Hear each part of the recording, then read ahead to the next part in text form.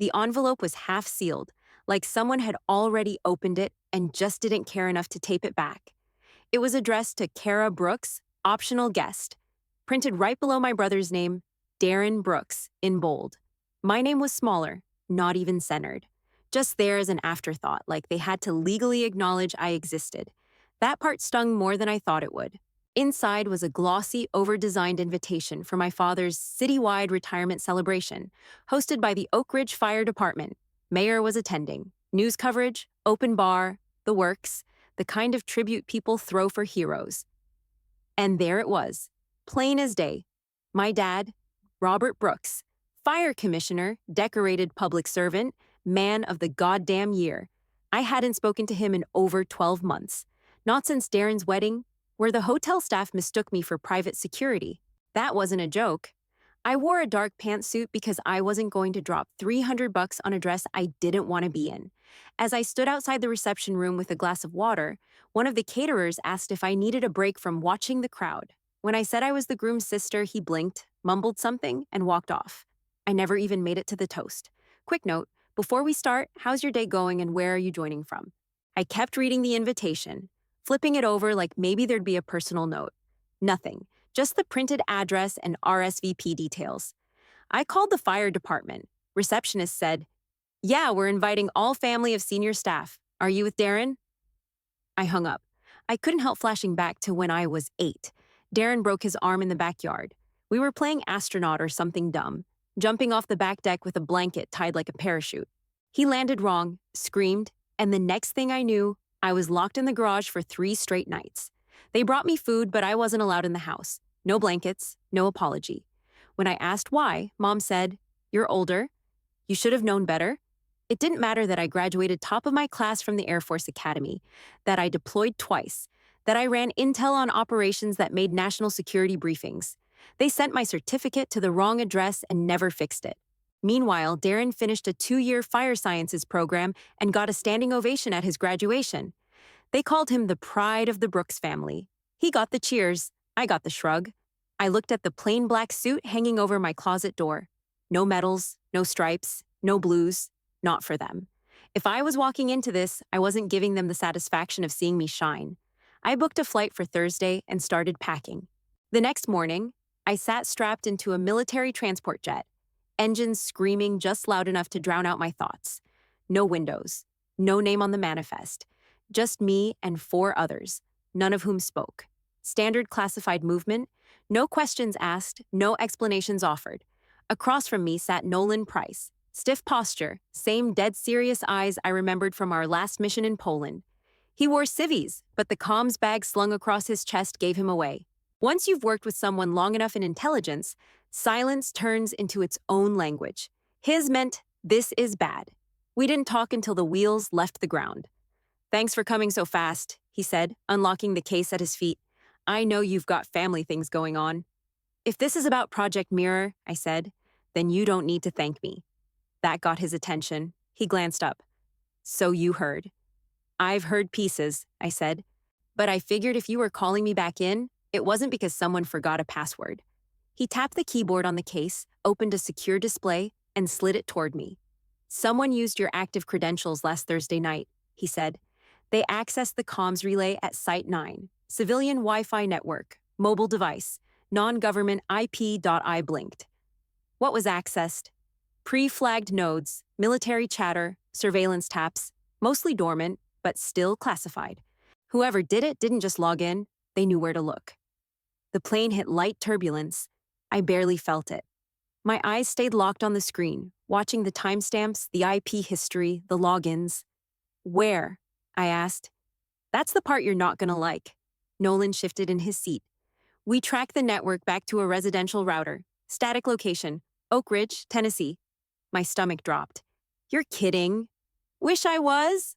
The device used to access the relay pinged from a house on Parker Drive. He paused. "That's your father's address, isn't it?" I leaned back, gripping the side of the seat. My first instinct was denial. Maybe it was spoofed. Maybe someone parked outside. But the router ID was locked in. Direct line, no masking. "You said it was a mobile device?" "Tablet. Probably secondhand. Nothing military issued." It was wiped an hour later, but not before the logs cached the activity. I nodded slowly, chewing the inside of my cheek. So either someone in that house got a hold of my credentials, or someone I know walked in with them. Nolan didn't respond. He didn't have to. I opened my carry case and lifted the foam insert. My rank insignia sat underneath, right where I left it last deployment. Silver oak leaf polished, still sharp around the edges. I pinned it to the lapel of my jacket. I wasn't about to dig into classified breach data looking like some lost civilian. Any sign of who physically did it? I asked.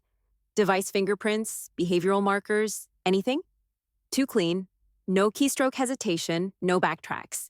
It wasn't a hack job. Whoever it was, they were confident. They knew what to pull and they knew what to leave behind. I scrolled through the breach logs. Everything they touched was surveillance-based, flagged content, intercepted voice calls, satellite pings. Nothing personal, but nothing random either. Just enough to stir dust without knocking over the shelf. Nolan leaned in again. Look, I don't want to say it's someone in your family, but don't. I cut him off. Don't soft pitch this. If the breach came from inside that house, I want full visibility. I don't care who it points to. He nodded. That's why I called you. Command didn't want to notify you. Said it was probably an error. I overruled them. That tracked. I'd made enemies in my career, mostly because I didn't play the quiet game. I'll dig, I said. You hold anyone else back. If this is personal, I want it on record that I walked into it first. Nolan locked the case again. Then let's make it count. Back in my quarters, I locked the door, kicked off my boots, and dropped into the chair like the weight of everything finally caught up to me. The base was quiet. Low buzz of the HVAC, distant hum of lights. Just enough sound to feel alive, but not enough to distract. I'd been on base less than 2 hours, and my access badge was already pinged twice for re-verification. Internal systems flagged me. Not officially accused, not yet, but I knew the signs. Paperwork was being pulled. Someone was checking boxes with my name on them. I reached for my duffel and started pulling things out. Flight gloves, clean socks, half a protein bar from the airport. At the bottom, under a rolled-up set of thermals, I found the coat. It was the same heavy wool one I'd worn every winter in Oak Ridge. Black, boxy, stiff around the collar. I hadn't put it on in years, but I couldn't throw it out either. My hands moved on instinct, checking the lining inside the left cuff. I'd cut a small slit there, back when I was 12, a place to hide things. My fingers found paper, old, folded, yellowed at the corners. I opened it. Stay quiet, stay small, stay safe. My own handwriting. Sharp, neat, scared. I swallowed hard and stared at the words like they were still breathing. Then my phone buzzed. Private message, encrypted account I barely used. Sender, L. Raymond. Hey, I saw your name on the party list. Didn't see you in the photos. But I remembered. That winter, I remember everything. Just wanted you to know. I froze. Lily Raymond. We were inseparable when we were kids, next-door neighbors, shared Pop-Tarts, slept in tents in her backyard, carved our names into the oak tree between our houses. She was there that winter. The one where Darren fell through the ice and blamed me. The one where my dad didn't speak to me for 3 weeks and my mom took the door off my bedroom hinges so she could keep an eye on me. Lily saw it. All of it. But she never said a word. I read the message again, then tossed the phone on the bed. I stared at the coat for a long time, the note still in my hand. Stay quiet. That was the rule. The law, really. Unspoken but enforced. Don't talk back. Don't push back. Don't even breathe too loud when they're in the room. My phone buzzed again. I should have said something back then. I didn't. But I can now. If you want help, I didn't answer. Couldn't. I didn't trust it. People love to remember pain when it's convenient. But she had said it. I remember everything. She remembered. And that note in my hand? It wasn't a rule anymore. It was a relic. I stood, folded the paper, and slid it into my top desk drawer. I didn't throw it away. Not yet. I wasn't sure what Lily wanted or what help looked like. But for the first time in a long time, I felt something shift. Just a little. Like maybe silence wasn't the only way out. I watched it on my laptop, sitting cross-legged on the bed, still in my base sweats. Local news, live feed replays, crisp HD footage of the Oak Ridge Civic Center lit up like a damn gala. Everyone dressed like it was the goddamn Oscars. Red carpet, camera flashes, handshakes, applause. There I was, in the background, entering through the side lobby, standing alone by the coat check. The camera cut away before the two uniformed officers stepped in and asked to escort me to another entrance. Polite, controlled, no scene. Just firm hands on my elbow and a short walk back outside. The screen panned to the stage. My father stood dead center, American flag behind him, gold helmet on a pedestal beside the mic. Commissioner Robert Brooks, 40 years of service, a legend, a hero, a pillar of this community. Their words, not mine. He smiled like he was born for that podium. "I've been blessed," he said into the mic. "I have a wonderful family. My wife, who stood beside me every step of the way. And of course, my son, Darren, my right hand, my pride." The audience clapped. Darren stood near the front, straightened his tie but didn't smile. He looked tense. Eyes shifted to the back of the room, then down, like he couldn't decide whether to run or applaud. And Mom? Front row, face frozen in that same practiced pageant smile she wore at every family photo growing up. Polished, fake, untouchable. No mention of me, not even a blink in my direction. Quick note, while you're listening, tell us which country you're watching from. The clip ended. The next one rolled automatically, a panel of local anchors chatting like nothing had happened. "Looks like there was a surprise appearance from an extended family member," one of them joked. "Just a misunderstanding with security." Another chimed in. "She wasn't on the official list. Could have been a +1, maybe a cousin. +1 cousin." I'd been their daughter for 34 years, and I got labeled a party crasher. My phone buzzed. "Darren," I almost didn't pick up. "What do you want?" I said flat. He sighed on the other end. "I told them not to do it like that. You shouldn't have come, Kara. Shouldn't have. You serious right now? They had security on alert. Dad was worried I'd ruin the photo op?" "You know how he is," Darren muttered. He didn't want drama, just a clean night. "You think I showed up for drama?" Silence. "Kara, look, maybe just lay low for a bit," he said. "This is already spinning in the press. It's not a good look." I stared at the wall like I could punch straight through it. "Whose look are we protecting? Yours or his?" He didn't answer. I hung up. 5 minutes later, Lily sent me a video file. Just a short clip. No image, just audio. She must have been near the back room when it happened. The voices were clear. My father. "She's here?" Unidentified voice. "Yeah, she came alone." My father again. "Keep her outside. She'll ruin the night." I sat there, phone in my hand, not moving, not breathing. I'd suspected it. Hell, I knew it. But hearing it said out loud, in that voice, that exact cold tone he always used when something wasn't worth dealing with, it hit like a gut punch. He didn't ask what I wanted, didn't ask why I came. He didn't even want me seen. Not because of a fight. Not because I did anything wrong, but because my existence, me, ruined the picture. I forwarded the audio to Nolan without a message. Then I stood up, walked into the bathroom, and stared at myself in the mirror. I wasn't crying. I wasn't shocked. I wasn't even angry. I was done pretending this was just about pride or distance or miscommunication. They didn't erase me by accident. They planned it. I walked into the lab with clearance codes still warm from reactivation. Scanned twice just to get through the outer door.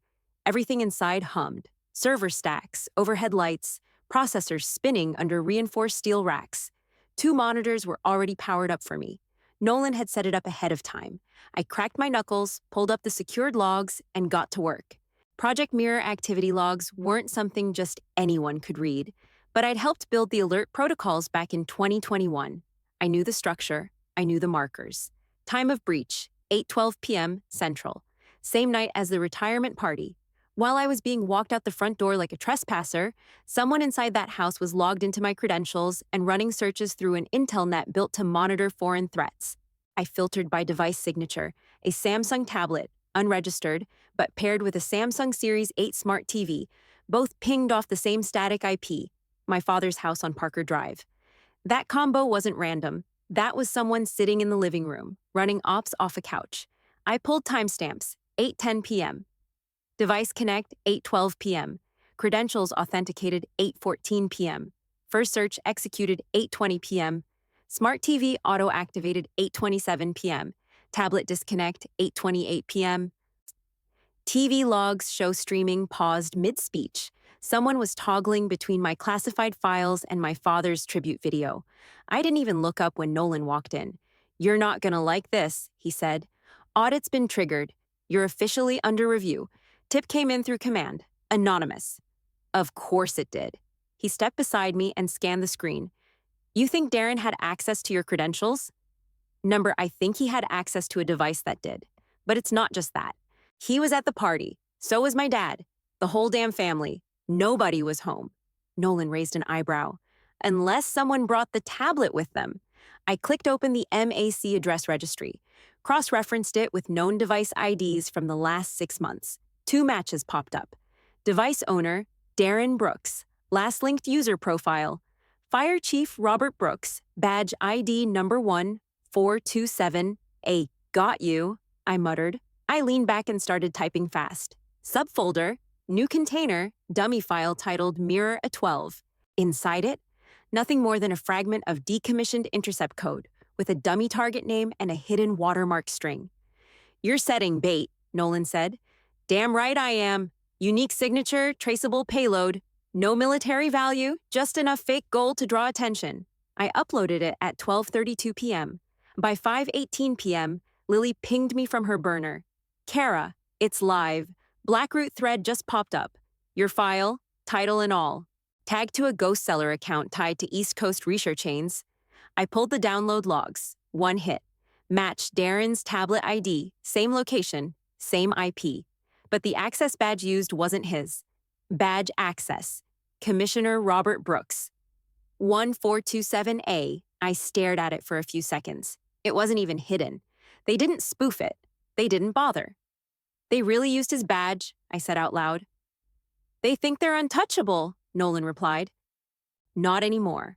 I saved every file to a secure external, backed up the logs, and encrypted the whole chain under a new case tag. Brooks leak-proof. This wasn't sloppy work. This was deliberate. Darren had the tech. Dad had the clearance. And both of them had motive. Now I had proof. I didn't waste time. The moment the data was secure, I filed a request through internal systems. Badge audit. Priority flag. I didn't name names, didn't attach accusations, didn't label it personal. Just outlined the access trail, the timestamps, the file breach, and the badge used. Misuse of clearance. Possible compromise. Let the system follow the data. I'd done enough yelling in my life. Now I'd let the receipts scream for me. By the time I hit submit, Lily was already on her way. We met at a dusty little cafe 20 minutes outside Oak Ridge, middle of nowhere, half the tables missing chairs, 2 employees total. Perfect. Lily slid into the seat across from me with her laptop already open. Hair tied back, eyes focused, no small talk. This wasn't a reunion, this was recon. "I pulled what I could from personnel archives," she said. "DoD backend is slippery, but not locked if you know where to look."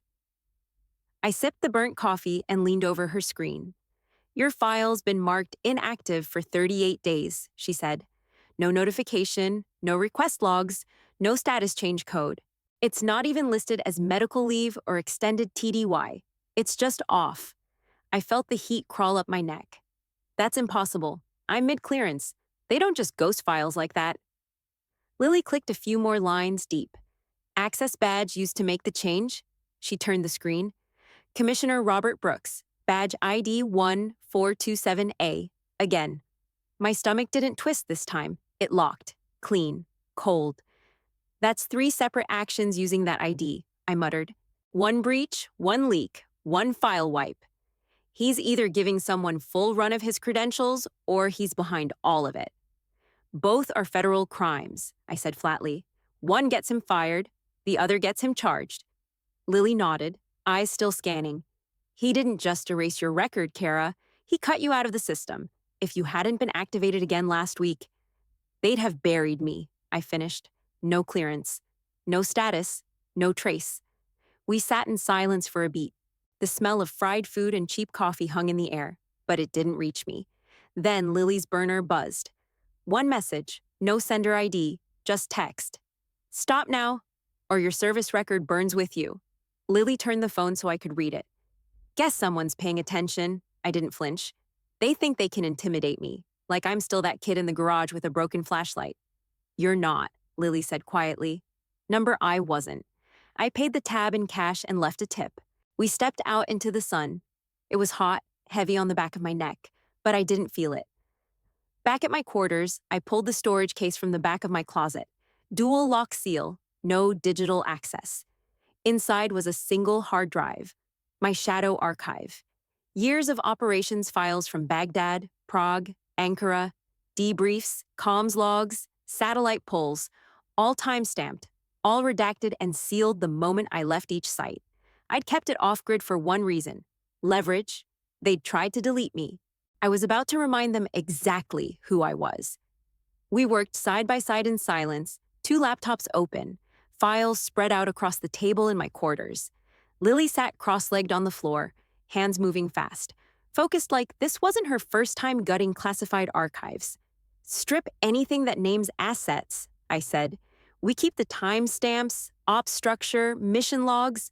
They don't get to bury the work. Iraq first? She asked. I nodded. Start with Fallujah. Pull the recon files, not the strike orders. I handled Eastern Europe, joint tasking, embedded debriefs, 3 black sites, 2 false flag recoveries. Some of the hardest intel I'd ever touched. Some of it never even officially happened. But I had proof. My name on every clearance chain. My voice in the comms logs. My fingerprint on the encrypted archives. We scrapped the sensitive identities. Cut around human intel. We weren't here to burn anyone but the ones who tried to disappear me. By nightfall, we had the package. Title: The Officer You Weren't Allowed to See. Subtitle: An Erased Record, a Silenced Name, a Career They Tried to Bury. Lily looked up at me. You ready? No, I said, but do it anyway. She hit upload. Encrypted blast to 3 military whistleblower forums, 2 dark web intel hubs, and 1 press stringer with a reputation for digging in places the Pentagon hated. It took 11 minutes before the first forum blew up. Someone posted my embedded footage from a 2019 counter-cyber op in Bucharest. I hadn't seen that clip since the after-action debrief. Now it was viral, time-stamped, GPS stamped, unedited.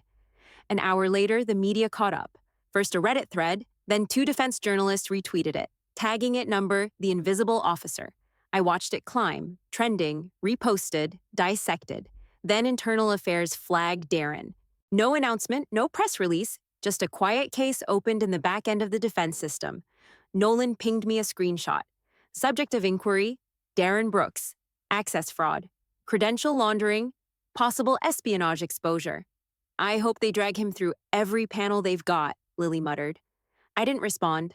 I was watching the numbers. Watching the world finally see. Then Lily's burner buzzed. Voicemail. She put it on speaker. You think this makes you brave? The voice was clear, sharp, controlled rage. She was always in the way, always needing to be the center, always pushing. You should have known better than to help her. Then a click. No name, no threats. Just that voice I'd grown up memorizing. The one that used to bark orders in our house like it was a fire line. The one that never cracked, even when I was 10 and bleeding from the lip, told to shake it off. It didn't scare me now. It confirmed everything. The uniform felt stiff across my shoulders. Hadn't worn it in over 4 years. Still fit, still clean, still mine. Silver oak leaf glinting sharp on my collar. Metals polished but quiet. Nothing about it screamed for attention. It just said, I was here. I did the job. The room buzzed low as I stepped onto the stage. The National Defense Women's Summit, DC crowd, press in the back. I counted at least 5 name tags from various commands. 2 colonels, 1 Pentagon aide. Nobody expected me to speak. I wasn't on the agenda. But after the upload, they called. Said they wanted her voice. So I gave it to them. My name is Major Kara Brooks, I started. And for the last 10 years, I served in operations most of you will never read about. Eastern Europe, Iraq, counter-cyber terror, human recovery. I've worn this uniform in deserts, in freezing bunkers, in basements that didn't exist. I took orders from people who never met my eyes. And I executed them with precision. A few people shifted in their chairs. I was told to keep quiet. That visibility puts missions at risk. That recognition is a luxury. So I didn't ask for credit. I did the job, and I left the records to speak for themselves.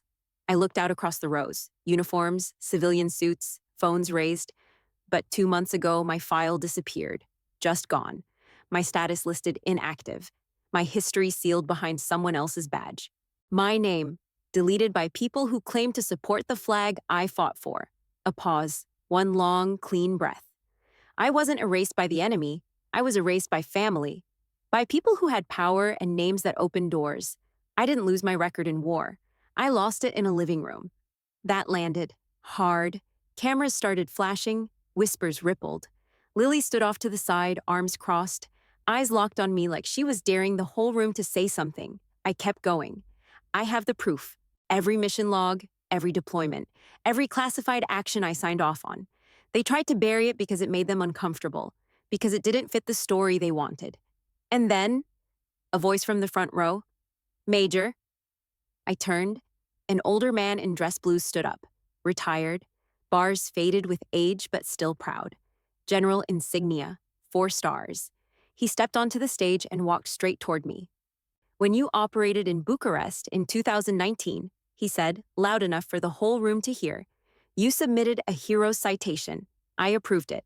It was intercepted. My jaw clenched. I have it with me now. He reached into his jacket and pulled out a small velvet box.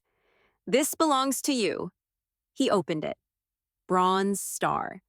I stared at it for a second, then took it, not for the medal, but for the truth it proved. That moment lit up like wildfire. Lily posted the full clip 30 seconds later. Speech, medal, everything. And attached below it, the voicemail. She was always in the way. Her father's voice, cold, final. News sites picked it up before I'd even left the stage. Decorated officer erased by her own family? Why did the fire commissioner hide her service? Robert Brooks under investigation for federal access misuse. The city had no choice. Within 12 hours, they announced an inquiry into badge fraud, misuse of federal systems, and potential retaliation against a government officer. Darren's name popped up in the reports too. Quietly, but it was there. My inbox filled with press requests. Half the country suddenly wanted to hear the story they'd ignored when I was just a line in the background. But I wasn't giving them drama. I'd already delivered the facts. I stood in front of that crowd with a medal in one hand and the weight of my whole damn career in the other. And for once, it wasn't silent. They saw me now. She showed up at my door like she hadn't just sat front row while they erased me. No call, no warning. Just knocked twice and waited. I opened the door halfway. She stood there in her usual pressed khakis, perfect hair, tight jaw. Same expression I'd seen every time I didn't meet her standards. Not angry, not sad, just tired of me. Your father never wanted to hurt you, she said, stepping inside without asking. He did what he thought was necessary to protect the family. I let the door shut behind her. Then he should have protected the truth. She didn't flinch, didn't even blink. You embarrassed him, she said, on a public stage. He tried to erase me, I snapped. He broke federal law. He weaponized his access. Because you were reckless. That one hit, but not because it was new, because it was the same line I'd been fed since I was a kid. Every time Darren lied, every time I spoke up, every time I tried to step out of the box they shoved me into. I pointed at the door. We're done here. She left without another word. Later that day, headlines broke. Darren Brooks, suspended pending investigation. Local protests popped up fast. People gathered outside the family house, holding signs that said things like, honor her rank and silence is not service. I didn't go out to see it. I didn't need to. That night, Lily, or Naomi, as she now insisted people call her, showed up with takeout and a quiet look in her eyes. She handed me a paper bag. Shrimp fried rice. You still eat that, right? I nodded, sat down on the floor with her. No plates, no small talk. After a few bites, she pulled a folder from her bag. I'm working on something, she said. Book deal came through yesterday. It's called The Invisible Rank. I stared at her. You're the center chapter, she said, but you're not the only one. Turns out there are more of you. My throat went tight, but I didn't let it show. Use whatever you need, I told her. Just don't clean it up. Tell it how it happened. She nodded once. I will. Later, I drove alone to the old house, back to Oak Ridge. Pulled up behind the fence like I used to when I snuck out with the car at 17. The backyard was still dark. still half dead, still frozen in time. I walked around the side, past the broken patio light, and found the shed. Same wooden door, same rusted latch. I didn't open it, just stood there, staring at it in the dark. That shed had held me hostage, 3 nights in that freezing space. One blanket, one bottle of water. My father said it was to teach me consequences. My mother called it quiet time. I didn't cry then, I didn't now. Back at my place, I pulled the coat from the closet, the one I wore during that punishment. Still stiff, still heavy, still holding everything. I lit the bathtub candle, tossed the coat in dry, and dropped the match. It burned fast, no drama, no sound, just heat, smoke, and finally, silence. The auditorium was packed. Folding chairs filled every inch of the room. Local press lined the walls, cameras clicking in tight bursts. Military brass stood shoulder to shoulder with city council members, but the seat in the front row marked reserved. Commissioner Brooks stayed empty. No surprise, I stood at attention in full dress uniform. The weight of the medals sat heavy across my chest, but it was the stillness of the room that got to me. That rare kind of silence where people actually listen. The mayor cleared his throat at the podium. Today, for the first time in city history, we present the Medal of Honor for military service to a living woman. Major Kara Brooks, intelligence officer, combat veteran, quiet hero. Applause hit like a wave. Loud, clean. No hesitation. I stepped forward, saluted, and accepted the medal. No handshake, no words. I walked to the mic and stared out across the crowd. For years, I said, I was told to keep my head down, that my job wasn't meant to be seen, that silence was strength. I paused. Let them feel that. They didn't make me invisible. I was covered, decorated in silence, but I was there, every step, every mission, every hard decision made without credit or comfort. A woman in the back wiped her eyes. A colonel nodded once. I don't need a headline, I said. I just need the next girl who serves to know she won't be hidden. I stepped down from the podium. Cameras flashed again, brighter this time. Outside, the sun cut across the steps like a spotlight. I walked into it, squinting, as the crowd started to spill out. A little girl, maybe 9, stood near the sidewalk in a faded ROTC t-shirt and held up a salute so sharp I almost laughed. I want to be like you, she said. I knelt to her level. My voice came out steady. Then never hide. She nodded like it meant something, like she understood even if she didn't have the words yet. The mayor's photographer snapped a shot of us, me in uniform, her in that oversized shirt, sunlight hitting both of us square in the face. And for once, I didn't look like a ghost in the background. For once, I stood in the light, not as a shadow, but as a name they couldn't ignore anymore.